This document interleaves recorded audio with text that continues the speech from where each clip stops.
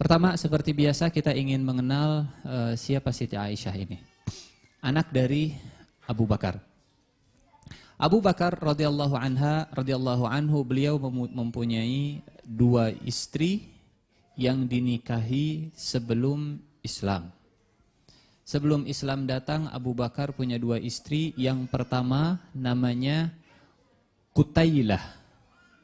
Qutailah pakai qaf, Qutailah binti Abdul Uzza. Yang kedua, istri yang kedua Abu Bakar sebelum Islam datang, namanya atau panggilannya Ummu Ruman. Ummu Ruman. Dari istri yang pertama, dari Qutailah, Abu Bakar punya dua orang anak, satu laki-laki, satu perempuan. Dari istri yang kedua, Ummu Ruman, Abu Bakar juga punya dua orang anak, satu laki-laki, satu perempuan. Dari istri yang pertama, Qutailah binti Abdul Uzza, Abu Bakar punya anak yang terbesar namanya Abdullah.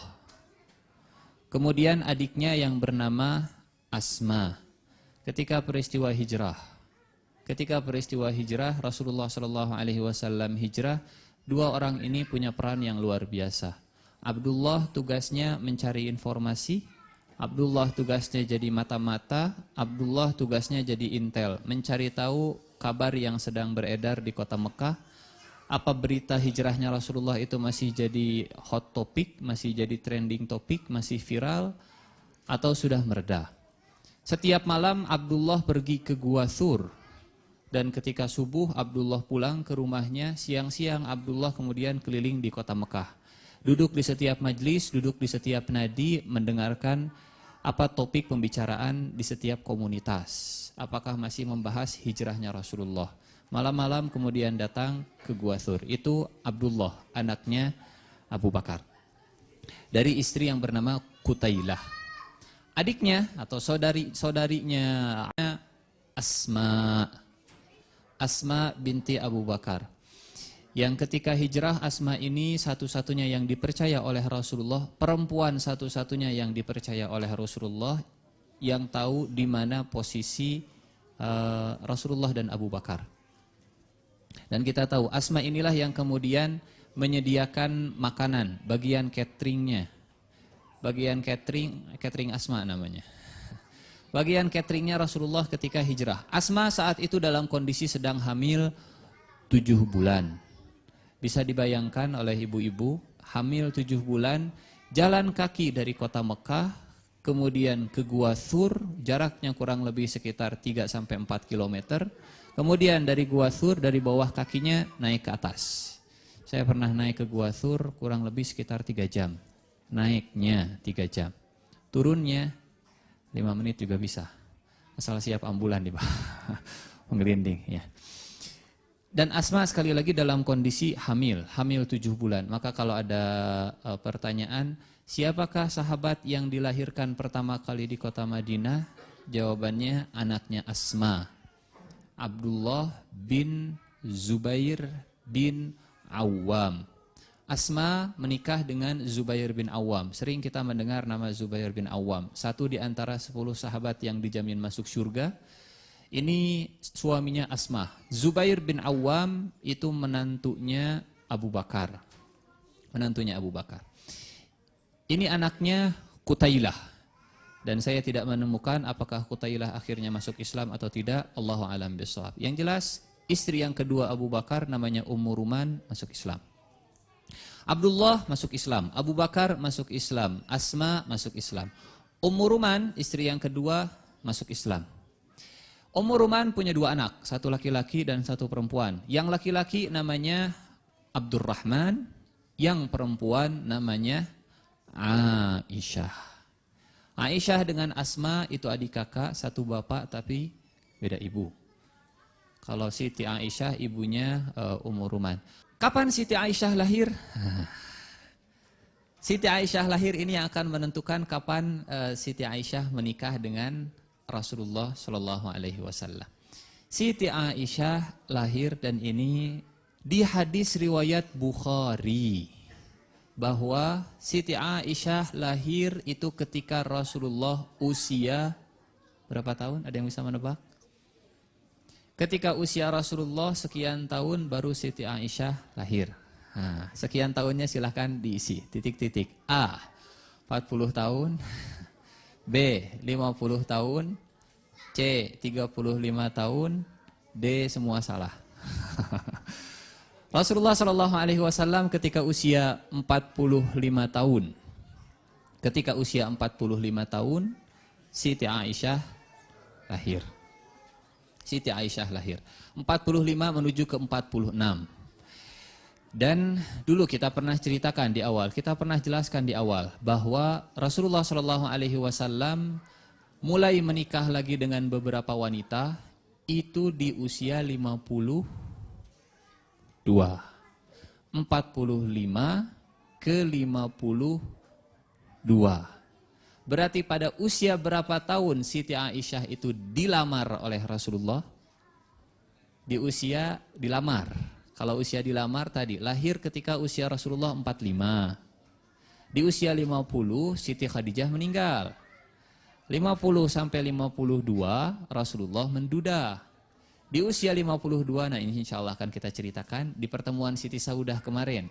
Datang Khawlah binti Hakim. Kemudian pertama ada melamar ke Abu Bakar, yang kedua melamar ke Khawlah. Berapa usia Siti Aisyah pada saat itu? Emang agak berat kalau sudah malam ngitung-ngitung teh. 52 dikurangi 45. Maka usia Siti Aisyah sekitar 6 menuju 7. 6 menuju 7. Siti Aisyah ketika dilamar oleh Rasulullah SAW 6 menuju 7. Ketika resepsi, ketika walimah, ketika zawaj, ketika kalau bahasa hadisnya Lailatul Bina. Nanti kita insya Allah akan lihat hadis riwayat Bukhari, hadis riwayat Muslim. Kata Siti Aisyah, Rasulullah Lailatul Bina. Lailatul Bina itu malam pertama denganku. Malam pertamanya bukan di usia Rasulullah 52 tahun, tapi malam pertamanya di bulan Syawal setelah perang Badar, seminggu setelah perang Badar. Maaf, seminggu setelah bulan Syawal. Setelah perang Badar tanggal ke-17 Ramadan. Kemudian selesai bulan Ramadan, masuk ke bulan Syawal, Siti Aisyah walimah resepsi malam pertamanya kata Siti Aisyah di bulan Syawal. Itu sebabnya sampai sekarang ada budaya nikahan itu biasanya di bulan Syawal, Nah, itu dari sisi usia. Dari sisi usia yang dalilnya dari Bukhari yang mengatakannya Siti Aisyah sendiri. Jadi ketika Rasulullah SAW usia 52 tahun, datang salah seorang sahabiyah, sahabat Rasulullah yang namanya sahabiyah, perempuan namanya Khawlah. Khawlah binti Hakim ini istrinya sahabat Utsman bin Maz'un. Bukan Utsman bin Affan, Utsman bin Maz'un. Khawlah datang memberanikan diri ke Rasulullah SAW. Kata Khawlah, ya Rasulullah, ala tatazawwaj? Kenapa engkau enggak menikah lagi? Kata Khawlah, saya melihat Rasulullah menundukkan kepalanya, fadharafat ainah, kemudian mengalirlah air mata di pipinya. Fadharafat ainah, farafa'a ra'sah, kemudian Rasulullah mengangkat kepalanya. Kata Rasulullah, fahal ba'da Khadijah min ahad? Memangnya ada wanita setelah Siti Khadijah? Sedih. Sampai kata Khawlah, laitani lam as'alhu. Andai saja aku tidak bertanya kepada Rasulullah. Melihat Rasulullah yang sedih. Tapi kata Khawlah begini, ya Rasulullah, faman lil baiti wal iyal? Lalu siapa yang bakal mengurus rumah? Siapa yang bakal mengurus anak-anak? Di pertemuan Saudah kita bahas, di rumah Rasulullah ada 2 anak perempuan Rasulullah. Satu Fatimah, belum menikah dengan Ali. Yang kedua Ummu Kulthum. Dan Rasulullah sibuk di luar. Siapa yang ngurus rumah Rasulullah? Siapa yang ngurus anak-anak Rasulullah? Siapa yang menyiapkan? Selama 2 tahun Rasulullah single parent. Nah, kalau bahasa kita begitu. Rasulullah single parent selama 2 tahun. Dan itu dilihat, dipantau oleh para sahabat. Kasihan Rasulullah, capek sendirian. Apalagi Allah a'lam bishawab. Katanya kalau perempuan jago multitasking. Kalau laki-laki lebih jago fokus. Rasulullah Shallallahu Alaihi Wasallam laki-laki dan di luar beliau sibuk, di dalam pun beliau tidak ada yang melayani. Istrinya meninggal. Sampai para sahabat memberanikan diri. Sahabiah tadi datang, kalau yang lain nggak berani. Yang memberanikan diri perempuan. Makanya seumur hidup biasanya perempuan yang paling jago menjodohkan. Dalam hidup Rasulullah yang menjodohkan Rasulullah perempuan. Perempuan yang menjodohkan Rasulullah. Khadijah dijodohkan dengan Rasulullah oleh perempuan namanya Nafisah. Kemudian Aisyah, 3 perempuan. Aisyah, Saudah, dan Khadijah itu oleh perempuan. Kalau Khadijah oleh Nafisah, kalau Aisyah dan Saudah oleh ini, perempuan ini, sahabiah ini namanya Khawlah. Kata Khawlah, ya Rasulullah, faman lil baiti wal iyal? Lalu siapa yang ngurus rumah? Siapa yang ngurus anak-anak? Akhirnya setelah reda Rasulullah Shallallahu Alaihi Wasallam sedihnya, kata Rasulullah, man? Memangnya siapa yang kau maksud? Siapa yang kau tawarkan? Kata Khawlah, in syi'ta bikran wa in syi'ta thayyiban. Kalau engkau mau yang perawan, ada, stok banyak. Available. Kalau engkau mau yang janda, banyak, stok juga ada. Kata Rasulullah, famanil bikr wa manil thayyib. Siapa yang perawan dan siapa yang janda? Kata Khawlah, yang perawan anak kekasihmu Abu Bakar. Yang janda Saudah binti Zam'ah. Kemudian kata Rasulullah, ya tolong ceritakanlah kedua-duanya. Akhirnya, kalau cerita tentang Saudah sudah selesai. Sekarang kita cerita tentang Siti Aisyah. Datang Khawlah binti Hakim sebagai utusan Rasulullah Shallallahu Alaihi Wasallam ke rumahnya Siti Aisyah. Ke rumah siapa datangnya? Ke rumah Ummu Ruman. Bukan ke rumah Qutailah. Qutailah tadi Abdullah dan Asma, ini ke rumah Ummu Ruman. Datang ke rumah Ummu Ruman. Ketika masuk kata Khawlah, kalau diterjemahkan, wahai Ummu Ruman, kebaikan apakah yang sudah datang kepadamu di pagi hari ini? Kebaikan apakah yang datang kepada rumahmu pada siang hari ini, pada hari ini? Kata Ummu Ruman, apa maksudmu? Saya datang sebagai utusan Rasulullah ingin melamar anak Anda. Siapa? Bukan Abdurrahman, laki-laki. Aisyah, saya ingin melamar anak Anda. Aisyah untuk Rasulullah Shallallahu Alaihi Wasallam. Apa kata Ummu Ruman? Kata, ini yang datang utusannya Rasulullah. Tolong bayangkan kalau kita jadi orang tuanya Siti Aisyah. Yang datang Rasulullah, utusannya Rasulullah ingin melamar. Kata Ummu Ruman, saya belum bisa menjawab sampai Abu Bakar pulang. Sampai Atiq pulang. Akhirnya ditunggu, pulanglah Abu Bakar. Kata Khawlah, saya datang sebagai utusan Rasulullah ingin melamar Aisyah anakmu. Apa jawaban Abu Bakar? Bayangkan kita di posisi Abu Bakar. Rasulullah datang melamar anak saya. Oke, deal. Ayo nak, sok kadia cepat. Apa kata Abu Bakar? Abu Bakar berpikir, Abu Bakar tidak langsung menjawab. Apa kata Abu Bakar? Saya tidak bisa mengatakan iya. Kenapa? Ini yang datang Rasulullah, kekasihnya Abu Bakar, orang dekatnya Abu Bakar. Apa sebab Abu Bakar tidak langsung menjawab iya? Apa latar belakang Abu Bakar tidak langsung mengiyahkan Khawlah binti Hakim? Kata Abu Bakar, nanti saya akan berikan jawabannya. Khawlah kemudian keluar, kemudian datang ke rumahnya Saudah. Nah, itu yang kita bahas di kisah Saudah. Apa yang terjadi dengan Abu Bakar? Abu Bakar setelah Khawlah datang ke rumahnya, ke rumah Ummu Ruman, Abu Bakar kemudian segera keluar rumah. Abu Bakar pergi ke rumahnya Mut'im bin Adi. Mut'im bin Adi. Apa pasal, apa sebab datang ke rumah Mut'im? Sebabnya, sebab Abu Bakar tidak bisa menerima langsung pinangan dari Rasulullah karena sebelumnya Abu Bakar dengan Mut'im bin Adi itu ada obrolan. Ada obrolan. Kalau bahasa kita, orang silih jodohkan yuk. Nah, nanti anak saya dengan anak kamu kalau sudah besar kita jodohin. Oke, sip. Deal. Oke, siap. Dulu pernah ada pembicaraan seperti itu antara Mut'im dengan Abu Bakar. Siapa yang bakal menikah? Bukan Mut'im, tapi anaknya Mut'im. Jubair bin Mut'im bin Adi. Abu Bakar anaknya Aisyah. Dulu sempat ada pembahasan antara Mut'im dengan Abu Bakar. Abu Bakar nanti Jubair nikah dengan Aisyah ya. Oke, siap. Nah, itu sebabnya Abu Bakar tidak langsung menjawab ke Khawlah, sip. Rasulullah segera datang, saya akan nikahkan.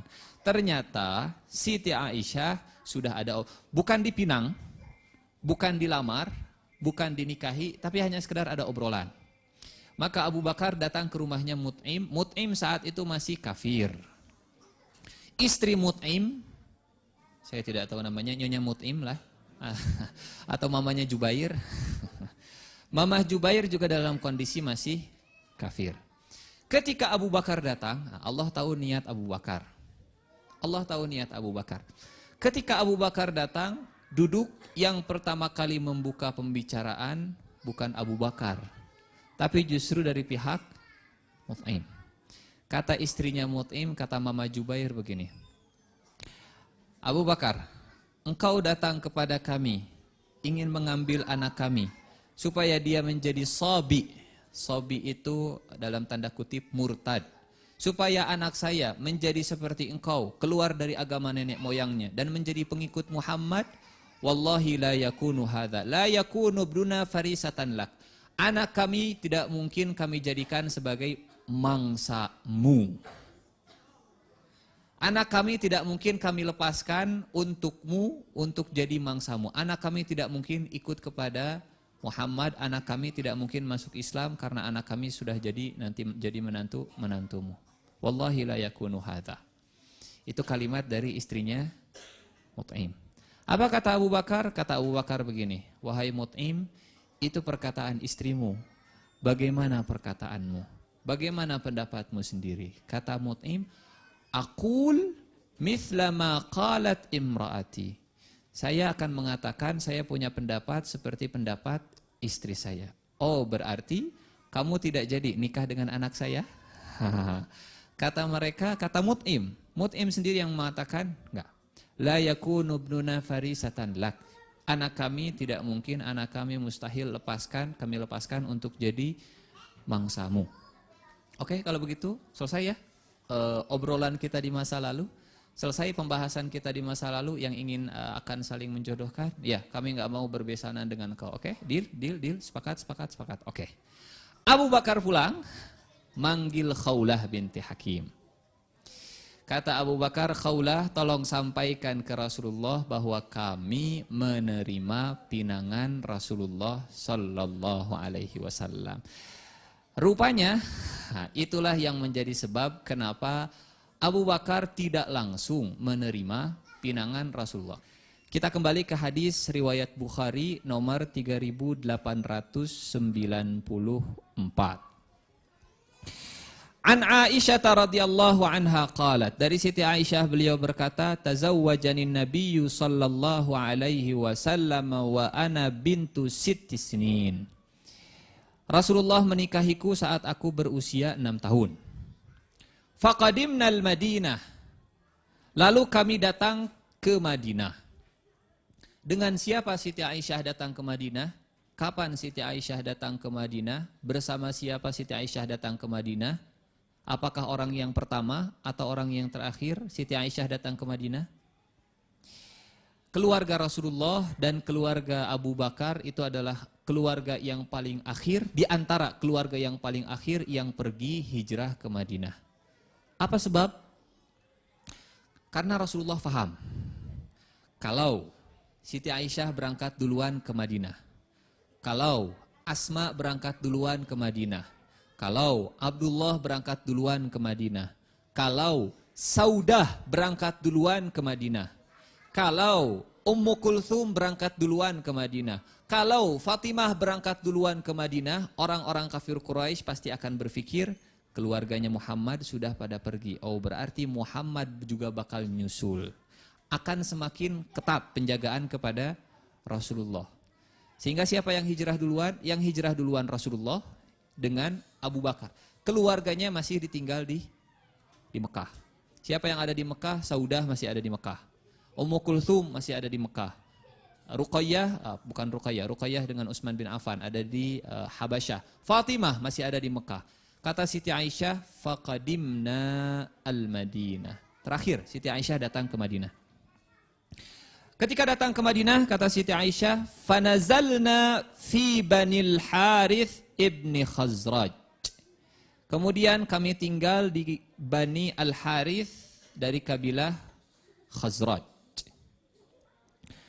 Fawu'iktu fatamarraqa sya'ri. Kemudian aku datang ke kota Madinah, dan ini pembahasan tentang hijrah.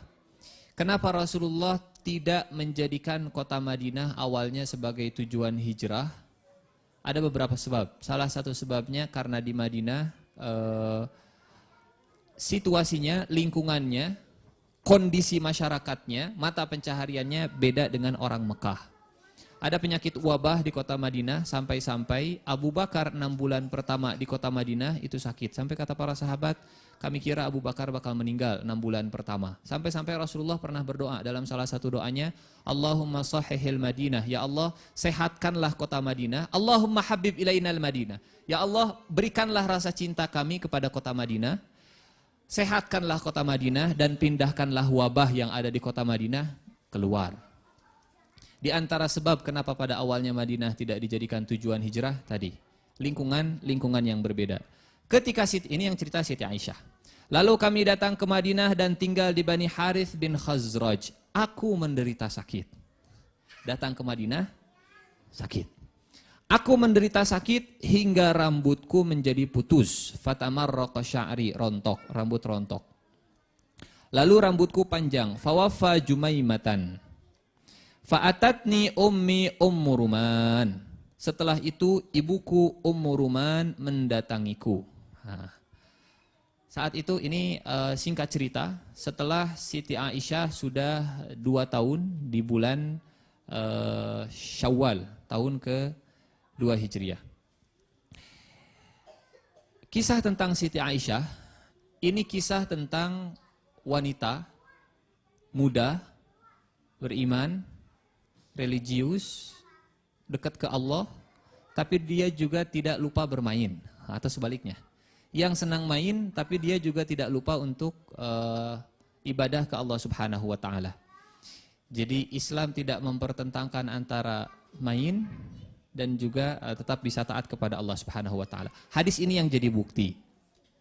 Setelah itu ibuku Ummu Ruman mendatangiku. Fa'atatni ummi Ummu Ruman, dan kata Siti Khadijah ketika ibuku datang, wa inni lafi urjuhatin wa ma'i sawahibuli. Saat itu aku sedang berada di ayunan bersama teman-temanku. Siti Aisyah main ayunan, Siti Aisyah main ayunan. Oh, atuh ari kitu mah Siti Aisyah teh bubudakeun. Enggak. Justru ini membuktikan hadis ini membuktikan kalau Siti Aisyah sebagai wanita yang wanita dewasa, tapi wanita dewasa yang tidak tidak mengharamkan dirinya untuk ikut main. Contohnya ginilah, kalau kita pergi ke mana yang di Jalan Gatot Subroto, apakah yang main di sana hanya anak-anak kecil? Enggak, ada yang sudah dewasa, ada usia 40 tahun. Mungkin naik roller coaster, usianya 40 tahun. Bubudakeun? Henteu. Apakah Islam melarang seseorang untuk main? Enggak ada larangan. Siti Aisyah sudah dewasa, Siti Aisyah sudah sudah balik, Siti Aisyah sudah akil, tapi itu tidak menghalangi Siti Aisyah untuk main dengan teman-temannya. Main apa? Mainnya main ayunan, urjuhah. Saat itu aku berada di ayunan bersama teman-temanku, dan ibuku, kata Siti Aisyah, fasarakhat bi fa'ataituha. Ibuku kemudian berteriak memanggilku, Aish, ya Aish, ya Aish, dipanggil oleh ibunya. Kemudian Siti Aisyah datang kepada ibunya. Apa? Ma turidu bi. Saya nggak ngerti dulu, saya belum paham apa yang akan dilakukan oleh ibuku kepadaku. Saya tidak tahu. Fa akhadhat biyadi hatta awqafatni ala babid dar wa inni la anhiju hatta sakana ba'du nafsi. Aku tidak tahu apa yang diinginkan ibuku dariku. Dia memegang tanganku, pegang. Kalau di riwayat yang lain, ini riwayat Bukhari, di riwayat yang lain itu ada tulisan begini. Ha, ya, ha, tanda seru. Ha, ya, ha. Dibacanya apa? Heh. Apa maksudnya? Siti Aisyah kecapean. Setelah main datang ke ibunya. Jadi Siti Aisyah main dengan teman-temannya sampai capek. Ketika dipanggil ibunya lari. Ada apa? Heh, heh, heh. Hanya tulisannya ha, ya, ha. Tidak pakai harokat. Memang susah kalau nggak pakai harokat. Hayaha, hayaha. Nggak begitu dibacanya. Heh. Itu riwayat yang lain. Ini riwayat Bukhari. Dia memegang tanganku lalu membawaku ke pintu rumah. Kalau di hadis ini, di hadisnya Bukhari tidak ditulis hehnya. Tapi yang diceritakannya, wa inni la anhiju hatta sakana ba'du nafasi. Dia memegang tanganku lalu membawaku ke pintu rumah, nafasku tersengal-sengal hingga akhirnya menjadi tenang. Beda redaksi sedikit. Di riwayat yang lain ditulisnya he he he. Tersengal-sengal. Lalu dia mengambil sedikit air dan menyapu wajah serta kepalaku. Menyapu wajah serta kepalaku. Kunaon? Kesang. Kotor. Thumma akhadhat syai'an min ma'in famasahat bihi wajhi wa ra'si. Thumma adkhalatni dar. Setelah wajahku bersih, setelah wajahku dicuci, kemudian dia memasukkanku, ibuku memasukkanku ke dalam rumah. Apa yang ada di dalam rumah? Ternyata yang ada di dalam rumah faidza niswatun minal ansari fil bait. Ternyata dalam rumah itu terdapat wanita-wanita Ansor. Tim tata rias sudah siap. Penata rias dari Ansor sudah siap. Ini detik-detik resepsinya. Akadnya sudah. Ini detik-detik resepsinya. Mereka berkata, faqulna, berkatalah wanita-wanita Ansor itu, alal khairi wal barakah wa ala khairin ta'ir. Di atas kebaikan dan keberkahan, di atas sebaik-baiknya keberuntungan. Karena sebentar lagi akan ada walimah. Mau walimah main ayunan dulu. Nah, itu Siti Aisyah. Fasal fa'aslamatni ilaihinna. Ibuku menyerahkanku kepada mereka. Ini apa namanya? Kita bisa mengambil sedikit kesimpulan bahwa pada zaman dulu pernikahan itu tidak dibuat ribet, tidak dibuat rumit, tidak dibuat jelimet. Bahkan Siti Aisyah nggak paham, ibunya narik, ada apa ini teh? Siti Aisyah tidak tahu kalau pada hari itu akan dilangsungkan resepsi. Dan resepsinya pun dalam waktu yang singkat, nah kita akan ceritakan insyaallah. Fa aslamatni ilaihinna, ibuku kemudian menyerahkanku kepada mereka. Fa aslahna min sya'ni. Kalau hadis riwayat Bukhari singkat, kata Siti Aisyah, lalu mereka memperbaiki penampilanku. Tata rias lah kalau bahasa kita. Lalu mereka memperbaiki penampilanku. Falam yaru'ni illa Rasulullah sallallahu alaihi wasallam duha. Dan tidak ada yang membuatku terkejut kecuali Rasulullah sallallahu alaihi wasallam yang datang di saat duha. Dan ini kalimat yang terakhir, wa ana yauma idzin bintu tis'i sinin. Hadis riwayat Bukhari. Dan saat itu aku telah berusia 9 tahun. Kumpulnya dengan Rasulullah, berjumpanya dengan Rasulullah, barengnya dengan Rasulullah, malam pertamanya dengan Rasulullah, hubungan pertamanya dengan Rasulullah di usia 9 tahun. Berarti berapa tahun Siti Aisyah bareng dengan Rasulullah? Berapa tahun? Yang bisa jawab insya Allah hadiahnya, apa hadiahnya? Hadiahnya boleh pulang duluan. Ini terjadi pada tahun berapa Hijriah? 2 Hijriah. Rasulullah meninggal di tahun berapa Hijriah? 10 Hijriah. Berarti berapa tahun Siti Aisyah dengan Rasulullah? 8 sampai 9 tahun. Berapa tahun usia Rasulullah? Berapa tahun usia Siti Aisyah ketika ditinggalkan oleh Rasulullah? 17 menuju ke 18. Masih sangat muda. Siti Aisyah menjanda dari usia 18 tahun sampai meninggal. sampai meninggal. Selama berapa tahun? Kurang lebih selama 47 tahun. Nanti insya Allah akan kita ceritakanlah apa saja yang dilakukan oleh Siti Aisyah setelah Rasulullah Shallallahu Alaihi Wasallam meninggal. Intinya yang ingin saya garis bawahi pada hari ini adalah usia. Dilamarnya usia 6 tahun, kemudian resepsinya usia 9 tahun di bulan Syawal. Ini hadis yang pertama, hadis Bukhari 3894. Insya Allah ini referensi yang paling kuat, referensi yang paling bisa dipegang dari referensi-referensi yang lain. Hadis Bukhari 3894.